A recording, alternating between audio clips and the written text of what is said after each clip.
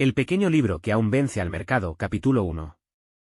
El capítulo introduce a Jason, un chico de 11 años que tiene un negocio rentable vendiendo chicles en su escuela.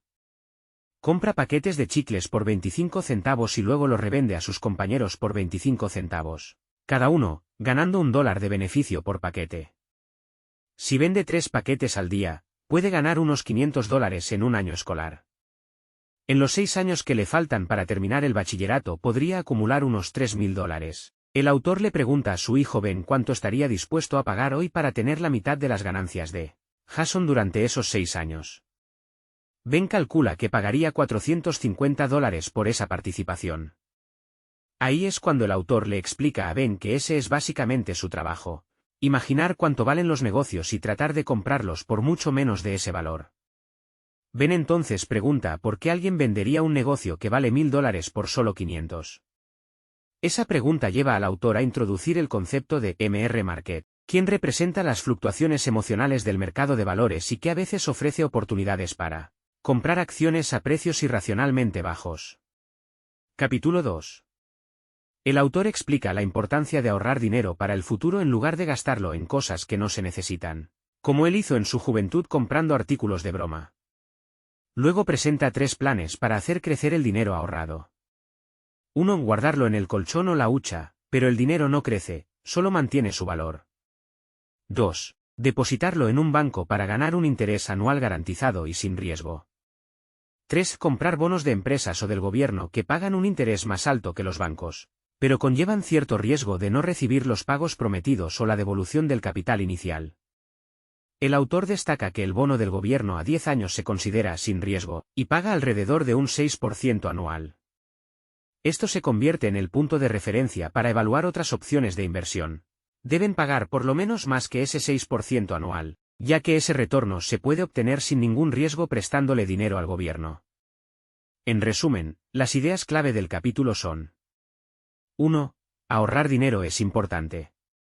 2. Existen opciones sin riesgo como los bonos del gobierno que pagan un retorno mínimo anual, 6%.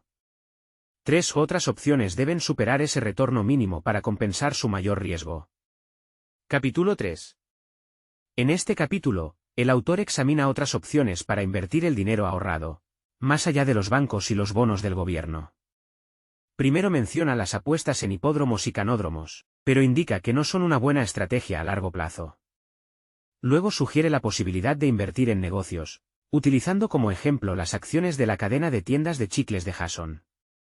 Si Jason decidiera expandir su negocio de 10 a 300 tiendas, podría necesitar dinero y vendería acciones de su empresa al público para financiar esa expansión.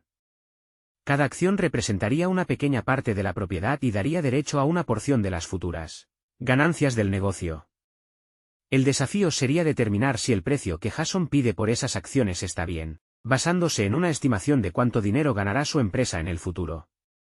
El autor señala que esto es difícil porque requiere hacer predicciones sobre ganancias futuras.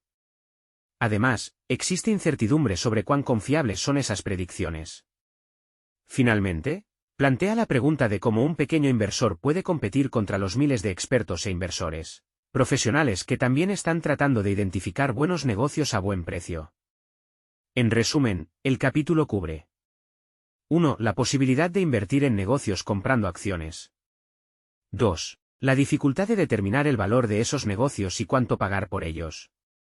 3. El desafío de elegir inversiones buenas sin tener información experta. Capítulo 4. El autor plantea si es posible calcular cuánto vale realmente un negocio y si existe algún lugar para comprar negocios por la mitad de ese valor.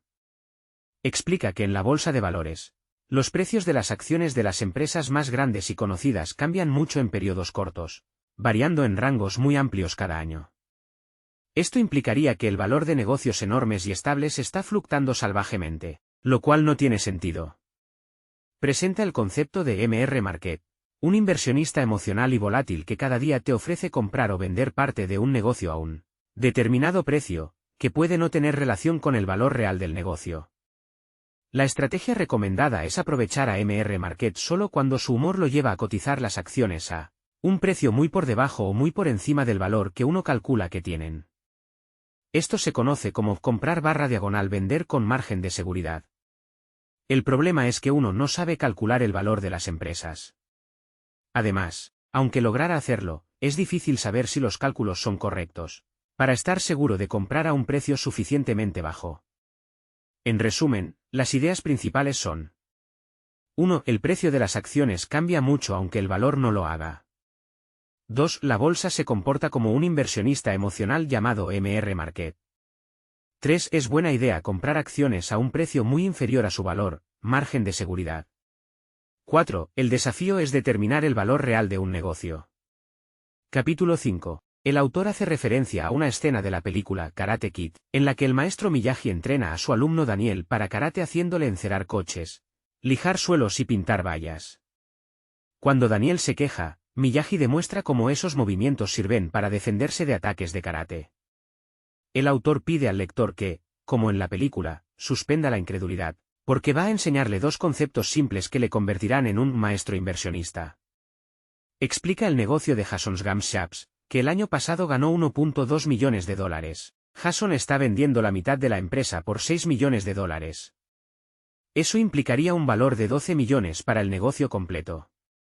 Analizando los números, si uno compra acciones a $12 y el negocio gana $1.20 por acción al año, eso representa una rentabilidad, ganancia sobre el precio pagado, del 10%.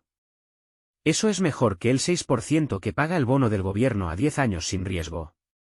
El autor luego pregunta cuál es preferible de tres escenarios de ganancias distintas con la misma acción a $12. $1.20, 10% de rentabilidad, $2.40, 20%, o $3.60, 30%. Obviamente uno quiere la rentabilidad más alta posible.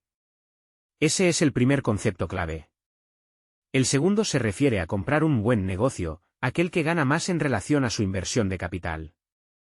Uno prefiere un negocio con 50% de retorno sobre la inversión versus otro con solo 2.5%. Combinando ambos factores, la fórmula mágica encuentra buenos negocios a precios de oferta. Capítulo 6. En este capítulo se presenta la fórmula mágica para elegir acciones. El autor explica que Benjamin Graham, un famoso inversionista, tenía su propia fórmula que funcionó muy bien durante 30 años. Pero hoy en día pocas acciones cumplen sus estrictos requisitos. La nueva fórmula mágica busca empresas que tienen alto retorno sobre capital, ganan mucho en relación a su inversión, y alta rentabilidad, ganan mucho en relación al precio de sus acciones. Un estudio de 17 años mostró que tener una cartera de unas 30 acciones elegidas por la fórmula mágica habría obtenido un retorno anual del 30.8%, transformando $1.000 en más de $1 millón. En comparación, el mercado tuvo un retorno anual del 12.3% en ese periodo. La fórmula empieza clasificando a 3.500 empresas según su retorno sobre capital y rentabilidad. Luego combina ambos puntajes para elegir aquellas con la mejor mezcla de los dos factores. Los resultados parecen demasiado buenos para ser verdad. Antes de entusiasmarse demasiado con la fórmula mágica, habrá que examinar los resultados con más detalle en el próximo capítulo. Las ideas clave del capítulo son: 1. Graham tenía su propia exitosa fórmula mágica. 2. Se creó una nueva fórmula que busca buenos negocios a precios atractivos. 3. La nueva fórmula obtuvo retornos espectaculares en el pasado. 4. Antes de usarla debemos entender mejor cómo funciona. Capítulo 7. En este capítulo se analizan más en detalle los extraordinarios resultados de la fórmula mágica para encontrar posibles problemas. Se verifica que las acciones elegidas no son de empresas demasiado pequeñas, que los resultados no se deben a suerte con algunas acciones específicas, y que funciona tanto para empresas grandes como pequeñas. Luego se explica que la fórmula en realidad clasifica las acciones en orden de mejor a peor según su combinación de rentabilidad y retorno sobre capital. Se crean 10 grupos con las acciones mejor clasificadas en el grupo 1 y las peor clasificadas en el grupo 10. Al seguir la performance de esos 10 grupos, se ve que la clasificación realmente predice muy bien los rendimientos futuros. El grupo 1 supera al 2, el 2 al 3 y así sucesivamente. Esto demuestra que la fórmula identifica de manera confiable las acciones más atractivas. Un potencial problema es que originalmente las acciones elegidas por la fórmula de Benjamin Graham sí superaban al mercado, pero hoy ya no existen acciones que cumplan sus estrictos requisitos. Sin embargo, Como la nueva fórmula asigna puntajes a todas las acciones, siempre habrá algunas bien clasificadas para invertir. En resumen, este capítulo mostró: 1. La fórmula mágica funciona para distintos tamaños de empresa. 2. Sus buenos resultados se mantienen en el tiempo y no dependen de suerte.